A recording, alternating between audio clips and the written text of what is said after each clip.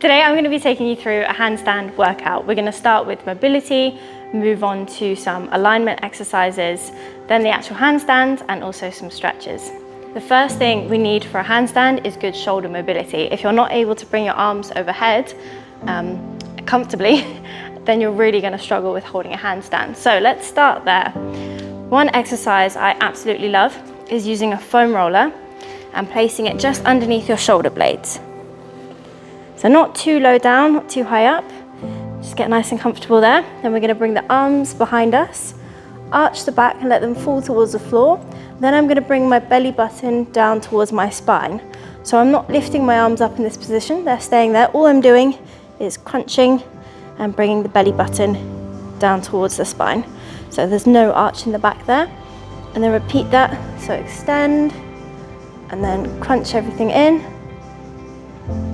And let's do a few more of these. And this really helps to open up that thoracic spine. Try and go as low as you can with the arch and just pull everything back in. Okay, 2 more.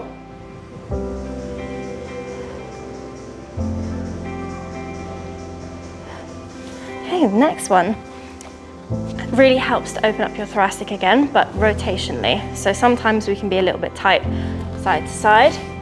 All we're going to do is place one hand on our mat and bring the hips back slightly. This just helps to eliminate any movement from your lower back.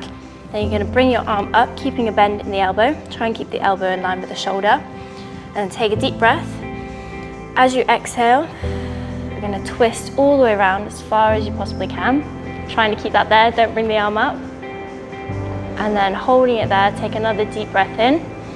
As you exhale, twisting around even further. And again, deep breath in. Exhale. You should feel with each breath you're able to go a little bit further. Okay, let's change to the other side. So hand in front, make sure those hips are back slightly. Bring the elbow up high. Take a deep breath in. Exhale. Twist into it on that exhale. Hold it there. And again, another deep breath in. Exhale, twist round. Some of you might find this quite difficult. Don't worry if it feels achy, that's a good thing. And one more breath, deep breath in. Exhale. And already you should be feeling a little bit looser. We're just going to take a few cat-cows as well and just get some spinal movement. So hands and knees, knees underneath the hips and hands underneath the shoulders. We're going to start from our lower back, so the bottom of the spine first is going to drop down. Then we're going to lower the ribs, so working our way along the spine, looking the head up. And we're going to reverse it, so bottom of the spine first starts to curl up, then the middle, and then the last thing to move should be your chin tucking in. Let's repeat that, drop the hips down. Lower back, mid back, upper back and neck, and then reverse it, tucking the tailbone under and then bringing the chin. Just one more time.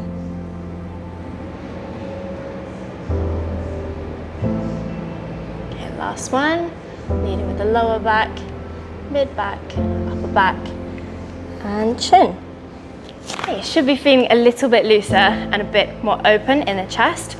Next thing we're going to move on to is preparing the wrists.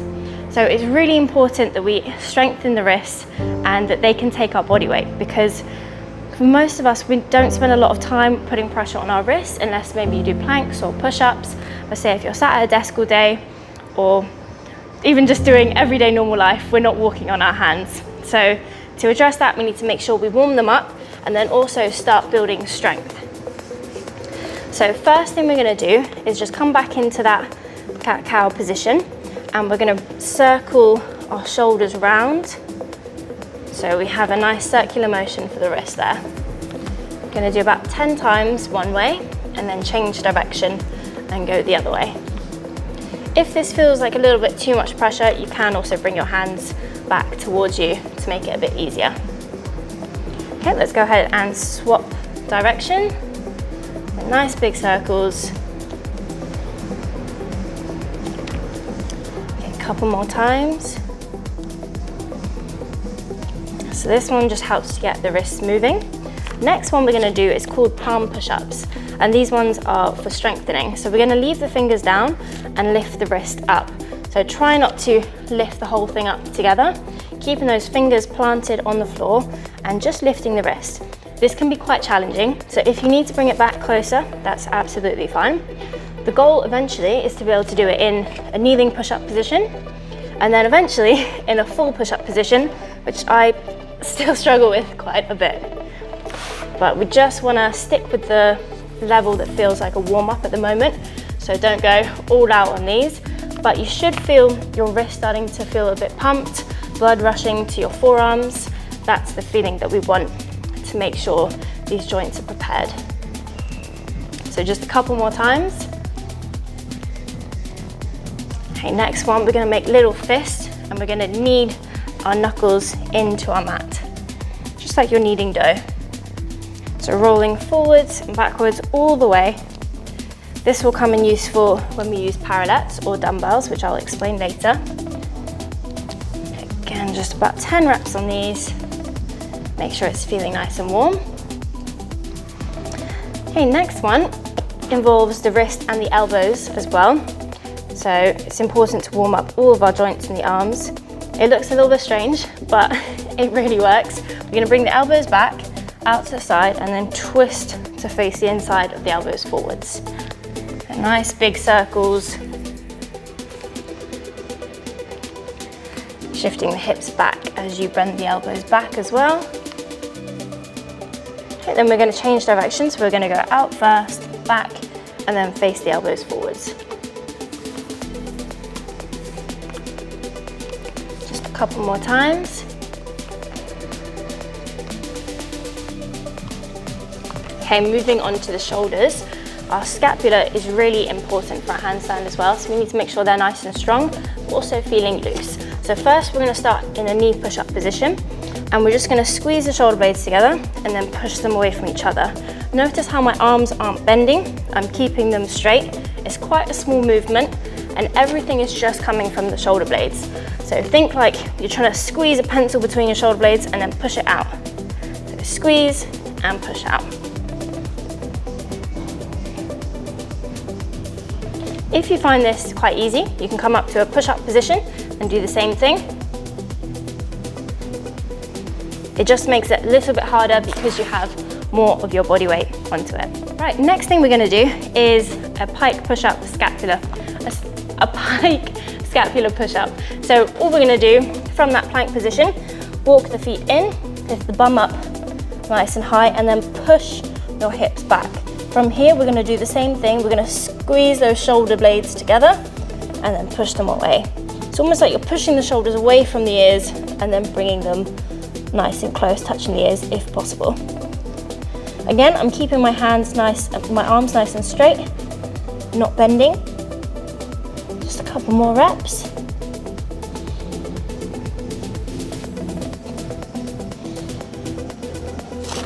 Okay, by now your shoulders and upper body should be feeling quite warm. Last thing we need to stretch out and warm up is the hamstrings, as we're going to be kicking up into a handstand. So one thing I like to do for this one is just placing one foot in front of the other, push your bum back, bend the back leg, and just bend forwards, come back up, bend forwards. So we're making this a dynamic stretch. You don't really want to do a static stretch before your workout because that relaxes the muscle. And all we're trying to do is warm up hamstrings rather than get it to be relaxed. Okay, change to the other side. So push the bum back, bend the back knee, chest towards the toes, try not to fold into it. Think about bringing your body forwards. One more time.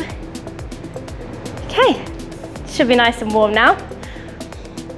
We've touched upon wrist preparation and warming up the body. Another thing you can do if you find that when you're in a handstand, you have quite a lot of pressure on your wrist and it's quite painful, is you can use dumbbells or small parallettes. So you can just place your hand onto the dumbbell or parallettes, and all it does is just make it more of a neutral position for your wrist. So you're like this, rather than like this. So you need a little bit less mobility and it feels a bit kinder on the wrist. One of the best exercises, I think, for starting to learn the handstand, or even just building up that confidence and courage to do the handstand, is a pike hold, or a pike, or an elevated pike hold. So the pike hold is just what we did with the warm-up, where you're bringing your bum up nice and high and you're pushing your shoulders back.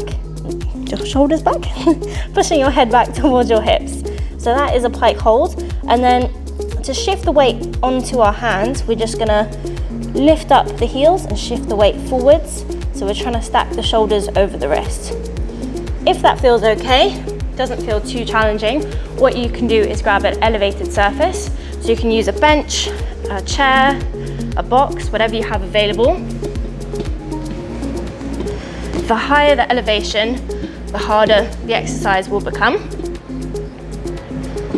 But all we're gonna do is place our feet up onto the elevated surface and then walk the hands in and really try and bring those shoulders and hips stacked over each other. If you have quite tight hamstrings, your legs might not get straight, might be a bit bent, that's absolutely fine. Just work at your level and know that maybe that's something in the future you might need to work towards to improve your handstand. But if that feels okay with that elevation, then you can start using higher and higher elevations and just holding it, making sure you're comfortable with being upside down. And then we can move on to the next progression. With the pike hold, I did touch a little bit on alignment, but when we're in a handstand, we want our hands, shoulders, wrists, hips, knees, everything to be aligned, ideally, because that means it's a lot easier to balance and requires less strength to hold it. So when you're in that pike position, really try and focus on lifting those hips up, getting everything nice and stacked. Try not to lean into it too much or lean away. If you struggle with that a little bit, maybe your overhead mobility isn't so good, that's okay, you still can start learning the handstand. I would just recommend adding in a few extra mobility drills, like those overhead ones with the foam roller. You also have some videos, I'll link it somewhere here or below, and you can check that out or save it for later. Okay, once you're comfortable with the pike hold on elevated surface especially, then we can actually start practicing kicking up to the wall. Now, very important thing is to keep your arms straight. Try not to bend the arms, because as soon as you bend the arms when you're kicking up, you have to use a lot more strength and you might fall and hurt your head or your neck. So when we're starting our handstand against the wall, first thing, make sure you have a nice solid wall, not something that you're going to crash through. And also, try not to have your hands too far away. I'll demonstrate why it's a bad idea to have your hands too far away, because if you kick up to here and you land your bum and head against it, this is incredibly difficult to hold if you don't have the strength for it. And when you're starting out, you might be lacking that strength and control, so you just crumble and fall onto your head, which we don't want. So I would say maybe about a foot distance away from the wall is fairly safe. And when we're kicking up, we want to think about getting the bum up first. So hips up nice and high, rather than just trying to kick your legs around. So bring your feet in nice and close, bum up high in that pike position. Then you're going to lift one leg up first, try and get it as high up as possible. Bend the other leg and kick, leading with the hips, then the feet will follow. If you start kicking with the feet, you might find that you kick yourself away from the wall, and the kick up is quite tiring. So the smoother your kick up is, the easier or the more time and energy you'll have to work on the handstand. So hands nice and close, kicking up with one leg, leading with the hips, letting the hands follow. Now what you might find is that your bum drops down like this. What you want to try and do is engage your core and get everything aligned. So for girls especially, we tend to have a lot more mobility in our back. So naturally, we just do this because it's a bit easier to hold. But it's only easier against the wall. When you come away from the wall, when you have your back arched like this, it's a lot harder because more of your weight is behind you. so it's a lot harder to hold. Also, we want to be able to engage our core, and if it's all stretched, it's really hard to engage those muscles. So think about it as like a tailbone tuck under. So we're not going excessively, just a little one to engage the core and align ourselves. When you're upside down, it can be quite hard to think about where everything is. You might just have to have a little play around with it, but when you can, try and get that little alignment there. I'll show you it again. So we kick up, try not to let the bum hang out there. So we're gonna pull the core in, and another one that might happen as well is you start arching like this. So you wanna think about opening up the chest and then pulling your core nice and tight. It's quite hard to talk upside down. So with those ones, I was quite far away from the wall, so I had quite an angle on my legs there. As you get more confident and comfortable with it, you can go a bit closer, and that will help you to hold it straighter. Also, you can practice just lifting one leg off and then bringing the other one to meet it there. And then eventually that will lead to you practicing freestanding holds. Okay, next thing, if you want to come away from the wall, you're quite confident that you can hold yourself up for a few seconds and you're not gonna just fall over.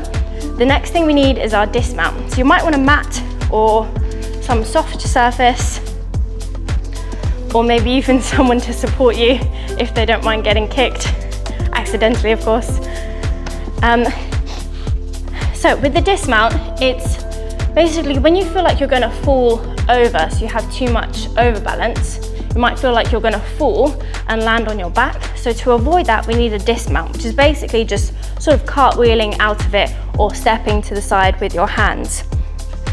So just to demonstrate, if I feel like I do a big kick up and I miss it, I'm gonna twist round and land on my foot rather than landing on my neck or my back. So you might want like a nice soft area to practice this first, or again, someone to support you. But what I usually do is I'll step with my hand and start bringing myself to the side. Fortunately, you don't know what side you're gonna dismount to until you practice it, but maybe even just try doing a few kick-ups and intentionally kicking over to the side to see which side feels more comfortable. Don't know why that was so hard to say. And see which side feels more comfortable. What if I'm too scared to kick up against the wall? I would say try kicking off of a box. Can you show me? Yes. So, gonna need... Can I have the one from there? Which one do you want? The bottom one in the corner. No, just kidding. Don't. Okay. So if you find it a little bit scary or too difficult even to kick up from the floor, you're just going to use a box. Place your hands down, so then you're in that pike position, which we've practiced and you should be quite comfortable with. Then you're just going to lift one leg and lift the other until you reach the wall. Right, so you almost step into it. Exactly, cool. Stepping to it. So you can start with it a little bit higher if your mobility is a little bit limited, or your hamstrings aren't quite as flexible. It's harder to get onto the box though. So you come up to here, knees bent. You're gonna step one leg up and then lift the other. Just careful when you're coming back down. Make sure you don't exhaust yourself. Leave a couple seconds spare so you can actually come away from the wall safely. Okay, going back to the wall, because if we want to be able to balance our handstand, we need to have a few extra things to help us. One thing that's super, super important is, well, what we call the spider. I'm not sure if it's called that, but spider fingers. So rather than just having a flat hand, you want to scrunch your fingers up. That way you have a lot more strength to be able to press into the ground. Almost like when you're standing, if you're falling forwards, you're going to press your toes into the ground. So same sort of thing. A drill that you can use with the spider finger press is actually just kicking up to your normal handstand, however you get up there. So a wall handstand, and then engage your core, get everything nice and straight, and just press your fingers into the floor. And eventually your feet should come away, and you'll be able to feel that instead of kicking away, which you can't really measure and control as much, just using your fingers allows you to press and get your feet off the wall. But if you're a little bit further away, it's going to be really hard to get enough strength through your hands to press your feet away. So you'll need to be a little bit closer for that one. Another way to handstand against the wall, which you might have seen people do, is a chest to wall handstand. So that's where you walk up to it. This one can be a little bit more scary and also a little bit more dangerous, because when you are tired and you need to come out, you do need to do a dismount or walk back down. So I'll demonstrate you, I'll show you what I mean. We're just gonna walk up. This way you can get a lot closer, but when you get tired, you need to be able to dismount and do that cartwheel out of it. Otherwise you have to walk back down. This variation does take a lot more shoulder strength because you're having to step up. So for a mini second, all of your body weight is just on one arm, which is a lot more difficult. And it's basically a wall walk getting up to the handstand, which is quite a hard exercise. So if you do want to start to learn that one and start to strengthen your shoulders, some exercises you can do is plank shoulder taps, trying to keep your core nice and still. So engage your abs, trying not to let yourself shift from side to side. So that one's a great one to do. You can also do the same thing in a pike position. So lifting your hips up nice and high, shifting your body weight over the shoulders. This makes it a lot harder. And also, same again if you were to do an elevated pike. So if we grab our box and then tap one shoulder at a time. This is a lot harder, but it's a great exercise to start building super strong shoulders. Another thing you can do as well is just practicing the first part of that wall walk. So not going up all the way into a handstand, but just about halfway or as far as you can manage. So from here, walk, little step, and then back out. And that is another great drill to also help you build strength for a handstand. Okay, so as well as shoulder strength, to hold yourself in a nice straight line, you're also going to need some core strength. So a great exercise for that is the hollow hold, but it can be quite challenging. So we have lots of regressions for it. First one is just to come into like a boat hold position. So you might have seen this in Pilates or yoga, and just try and hold it there. Aim to get up to about 30 seconds. If you find that too easy, you can start to extend your legs and lower your body down. And then next variation of that will be coming all the way onto the floor, and you want to make sure that your back is flat. So we don't want that arch behind our back. We want to tuck the belly button down towards the spine and pull the tailbone underneath. So starting in this position here. Once this gets a little bit too easy, you can extend one leg. Again, aim for 30 seconds. Once you do one leg, we also have to do the other side as well. Then the next one would be to extend both legs, but keeping the arms here. Can you see that I'm shaking? No, you make it look easy. It's hard. This is really hard. Here. Okay. And then the final one is to extend your arms as well. I'm definitely shaking. It's just the camera that shakes. Yeah. I got shaky hands, guys. Yeah.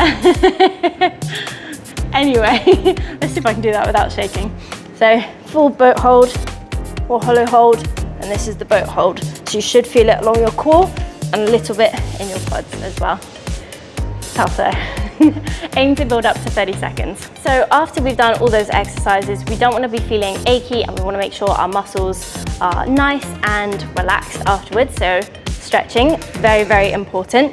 We're going to start with our core first. So lying face down on the mat, and you're going to place your hands by your chest, lift up. If that feels okay on your lower back, you need to push up all the way and drop your hips towards the floor. Even opening up the chest and looking towards the ceiling if possible should feel a really nice stretch along your abdomen. Okay, then we're going to push back into a child's pose. So keep the arms out in front of you and pull your hips back towards your heels, but try not to relax completely in this one. You want to keep a little bit of tension, so almost like you're trying to pull your fingers on the ground or the mat, and then bringing your chest towards the floor. This will just help to open up your chest and upper back as well.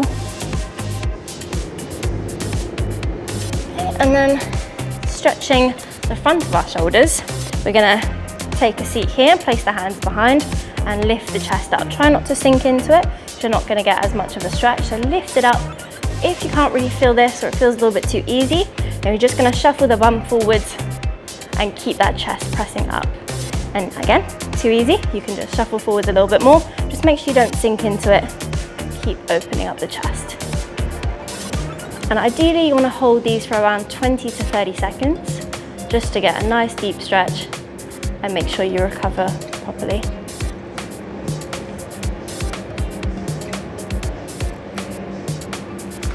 Okay, relaxing out of that one.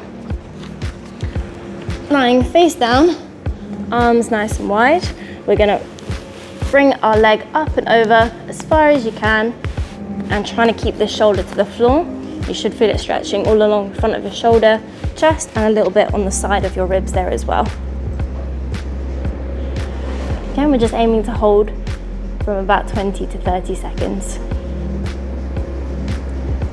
Okay, changing to the other side. So bring the arm over, lift the knee up and over, trying to keep the same chest and shoulder to the floor.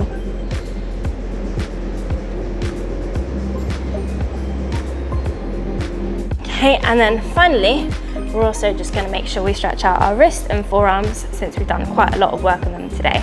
So you're going to place your wrist facing back. Don't want it too far away. Have them nice and close so you can control how much of a stretch you have. And then just lean back against it. Do this one gently because it can be quite intense, and also you don't want to overstretch your wrists, especially if you haven't done this sort of thing before.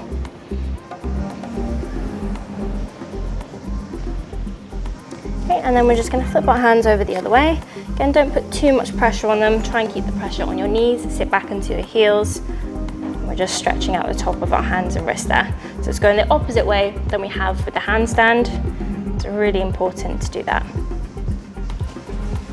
Okay, and that's your stretching done. If you feel like you need to do another round, that's absolutely fine. If you want to know how to put this all into a workout, you can watch this video here, which is a follow along handstand workout using all the exercises that we've just done today.